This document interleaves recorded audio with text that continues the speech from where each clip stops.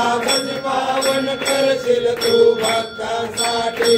या परिमंगल माझे उजळो अविनाशी